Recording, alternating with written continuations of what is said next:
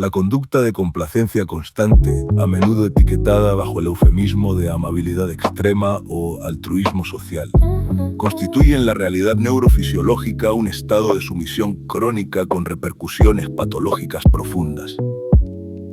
El sistema nervioso humano, diseñado evolutivamente para el equilibrio entre la autonomía y la cohesión grupal, experimenta un colapso interno cuando la disidencia es reprimida sistemáticamente en favor de la validación externa. Este fenómeno no es meramente psicológico, representa una traición biológica al yo que inunda el torrente sanguíneo con glucocorticoides corrosivos, acelera el envejecimiento celular y desmantela la soberanía del individuo. A medida que nos adentramos en el panorama epidemiológico de 2026, los datos revelan una crisis de enfermedades psicosomáticas vinculadas directamente a entornos de alta conformidad y a la erosión de la identidad personal ante la presión social.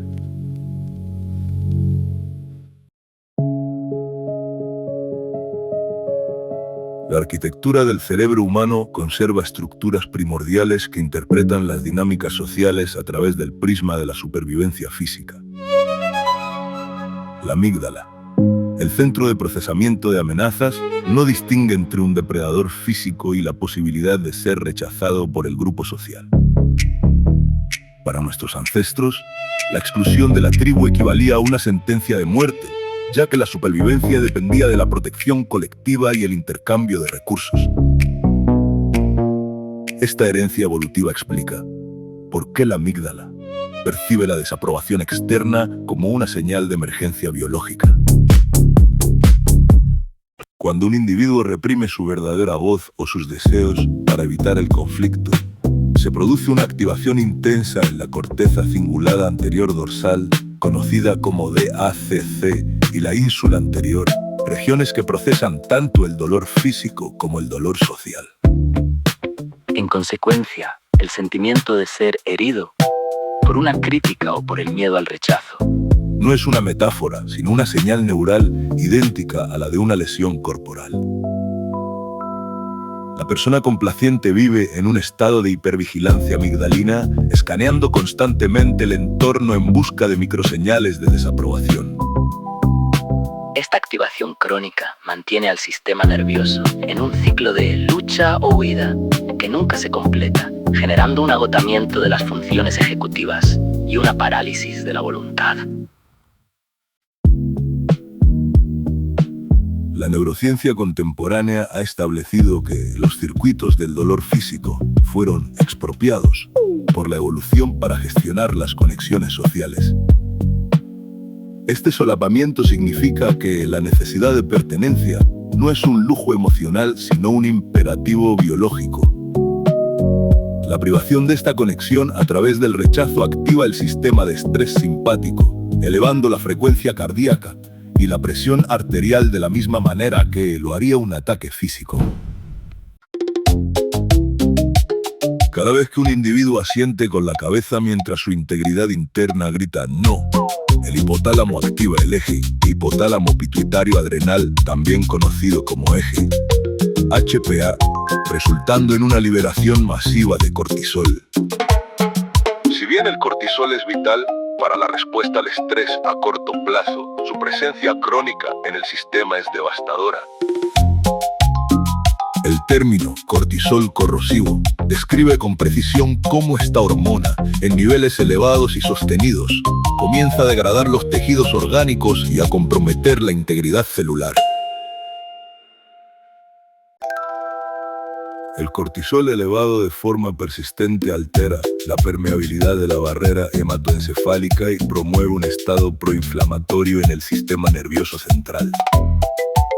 Además, el exceso de glucocorticoides tiene un efecto neurotóxico sobre el hipocampo, la región responsable de la memoria y el aprendizaje, lo que dificulta que el individuo aprenda nuevas estrategias de afrontamiento y se mantenga atrapado en patrones de sumisión.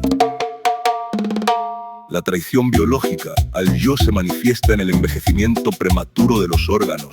El cuerpo, al intentar mantener una máscara social aceptable, consume sus propias reservas de energía metabólica, dejando al sistema inmunológico vulnerable y al sistema cardiovascular bajo una tensión insostenible. La inundación sistémica de cortisol afecta la regulación de la glucosa, forzando al páncreas a producir más insulina y promoviendo el almacenamiento de grasa visceral. Este desequilibrio metabólico no solo conduce al aumento de peso, sino que genera una inestabilidad en los niveles de energía que el individuo percibe como fatiga crónica. La fatiga, a su vez, disminuye la capacidad de la corteza prefrontal para ejercer el autocontrol necesario para romper con la adicción a la validación externa. Los datos recopilados hasta el primer trimestre de 2026 muestran una tendencia alarmante en la salud pública global: el aumento masivo de las enfermedades psicosomáticas vinculadas al estrés de la conformidad social y la pérdida de autonomía. Aproximadamente el 75% de los adultos en sociedades industrializadas reportan niveles de estrés que interfieren con su vida diaria, y al menos 2/3 de estos individuos presentan manifestaciones físicas claras de este estrés. El año 2026 se perfila como un punto de inflexión donde la salud mental se ha integrado definitivamente en la agenda de bienestar físico, con un 38% de la población haciendo resoluciones específicas para mejorar su resiliencia emocional. Sin embargo, la prevalencia de síntomas como migrañas, trastornos gastrointestinales y dolor crónico sin origen orgánico sugiere que la máscara social está cobrando un precio biológico sin precedentes.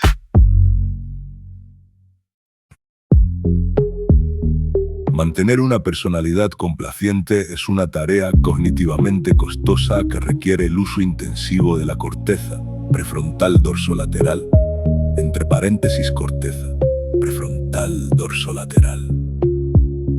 Esta región del cerebro es responsable de filtrar los impulsos naturales y sustituirlos por comportamientos socialmente aceptables o deseados por otros. A diferencia de los procesos automáticos, el autocontrol consciente es un recurso limitado que consume una cantidad significativa de glucosa cerebral.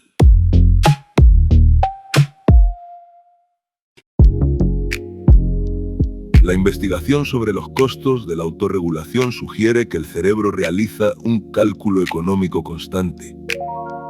¿Vale la pena el esfuerzo de complacer a esta persona frente al costo de la energía requerida? En individuos con tendencias de sumisión crónica, este cálculo está sesgado por el miedo amigdalino, lo que los lleva a pagar un precio desorbitado en términos de energía metabólica para evitar cualquier fricción social. Este gasto excesivo se traduce en lo que se conoce como carga alostática, el desgaste acumulado que sufren los sistemas fisiológicos cuando se ven obligados a trabajar más allá de su capacidad normal para mantener la estabilidad frente al estrés. El concepto de respuesta de peligro celular, CDR, propone que, bajo estrés crónico, las células entran en un estado defensivo donde la prioridad es la supervivencia y no la comunicación intercelular o la reparación. La persona que complace constantemente mantiene a sus células en este estado de asfixia metabólica. La energía que debería destinarse a la regeneración de tejidos o al fortalecimiento del sistema inmunológico se desvía para alimentar la vigilancia social y la supresión de la identidad. Esto explica por qué el denominado masking social no solo es agotador mentalmente, sino que puede manifestarse como una debilidad física real y una incapacidad para recuperarse de enfermedades menores.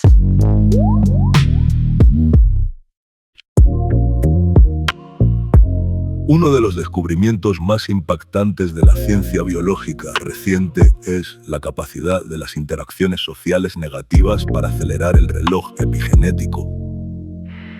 Estudios publicados en 2026 confirman que la presencia de hustlers en el círculo social cercano está vinculada de manera medible al acortamiento de los telómeros, las cubiertas protectoras de los cromosomas que indican la edad biológica. Se ha cuantificado que cada relación conflictiva o de sumisión que un individuo mantiene puede añadir aproximadamente 9 meses a su odómetro biológico y aumentar el ritmo de envejecimiento en un 1,5%. Para la persona complaciente, que a menudo atrae a personalidades dominantes o manipuladoras debido a su incapacidad para establecer límites, este efecto se multiplica.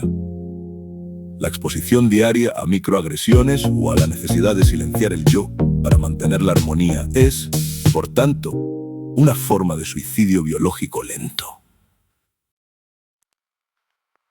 La sumisión crónica no es solo un comportamiento, sino un estado neurológico que se refuerza a sí mismo a través de la plasticidad sináptica. Cuando un individuo opta repetidamente por la pasividad para evitar el conflicto, fortalece las vías que conectan el núcleo del rafe dorsal DRN con el sistema límbico. El núcleo del rafe dorsal actúa como un mediador de la indefensión aprendida, liberando serotonina en áreas que inhiben la conducta de lucha o huida, sumergiendo al individuo en un estado de parálisis funcional.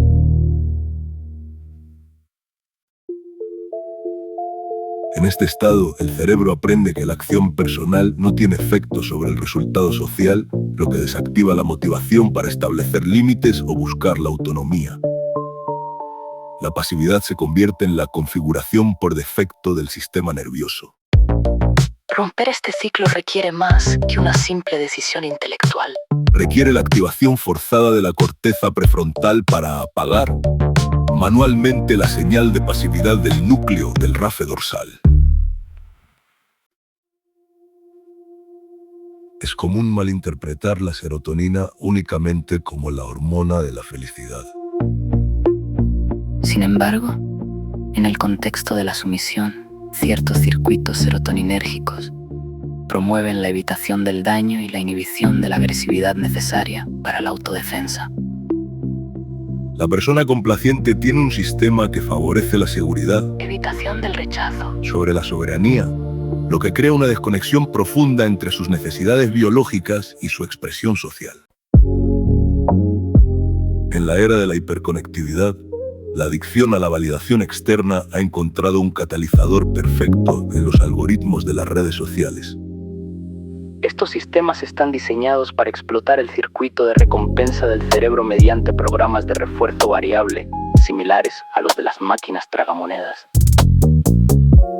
Para un individuo cuya identidad depende de la aprobación ajena, cada me gusta o notificación genera un pico de dopamina en el núcleo accumbens, reforzando la conducta de búsqueda de aprobación. Sin embargo, el verdadero peligro reside en la incertidumbre. El cerebro libera más dopamina ante la posibilidad de un premio que ante el premio mismo. Esta anticipación del me gusta Mantiene a la persona complaciente en un estado de esclavitud digital, revisando constantemente sus dispositivos y adaptando su imagen pública para maximizar la validación.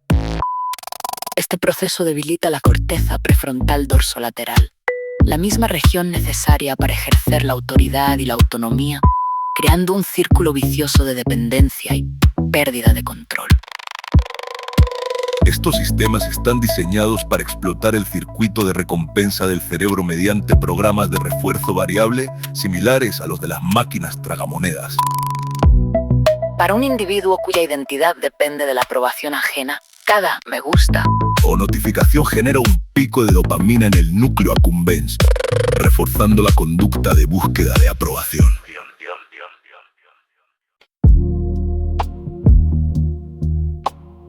Una de las barreras más potentes para recuperar la autoridad es la sensación física de culpa que surge a intentar establecer límites. La neurociencia define esta culpa no como un indicador moral de maldad, sino como un subproducto hormonal de la ansiedad social.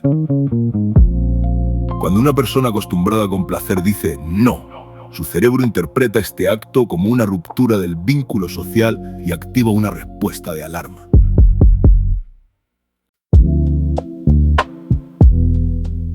Es crucial distinguir entre la culpa y la vergüenza en el proceso de recuperación de la autoridad. Mientras que la culpa está vinculada a acciones específicas y puede motivar una reparación saludable, la vergüenza ataca la identidad central. Yo soy el problema. Y activa circuitos de dolor social profundo en la corteza cingulada anterior dorsal DACC. La persona complaciente suele vivir en un estado de vergüenza crónica, sintiendo que su existencia solo es válida si es útil para los demás.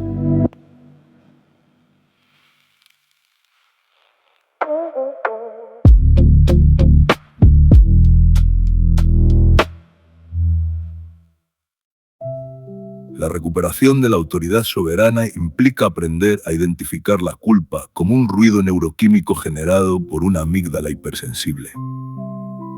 Al reconocer que la opresión en el pecho o el nudo en el estómago son simplemente el resultado de una descarga de adrenalina y cortisol ante el miedo al conflicto, el individuo puede aprender a sostener la culpa sin ceder a la demanda del otro. Este es un acto de reentrenamiento cerebral. Se está enseñando a la amígdala que el conflicto no resulta en la muerte física. La transición de la sumisión fisiológica a la fortaleza disciplinada requiere una recalibración profunda del sistema nervioso. Este proceso no es instantáneo.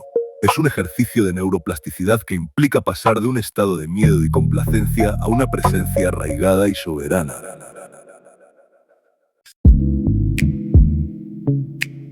El primer paso es estabilizar el sistema nervioso autónomo.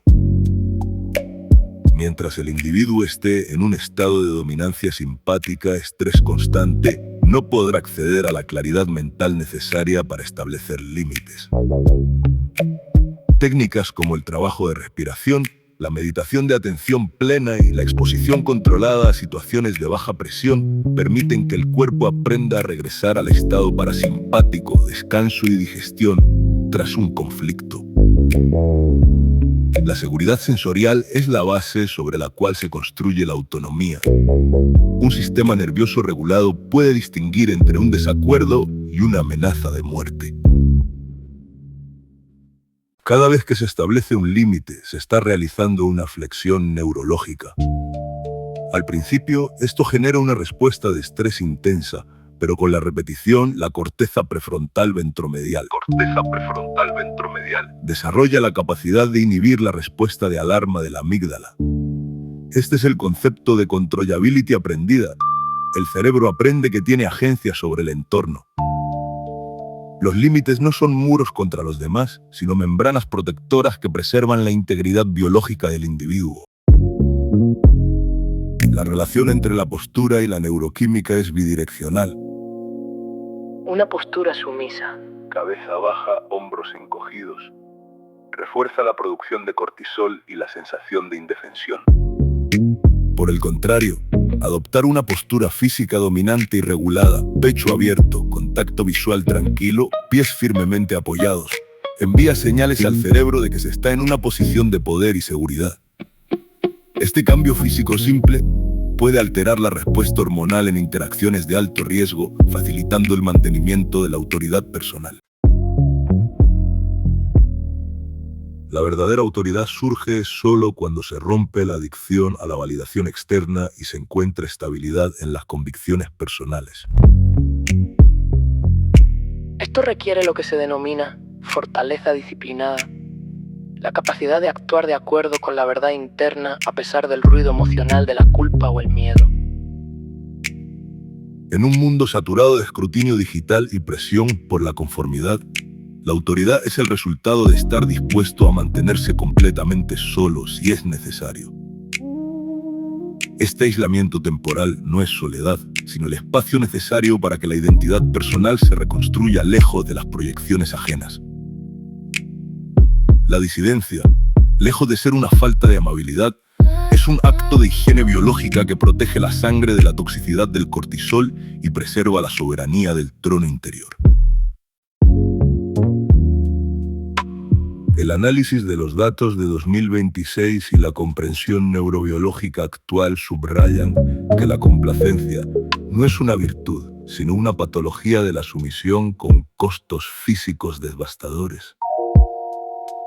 La traición al yo erosiona los telómeros, agota las mitocondrias e inunda el cuerpo con hormonas corrosivas que conducen a la enfermedad psicosomática crónica. La recuperación de la autoridad soberana es un imperativo de salud pública.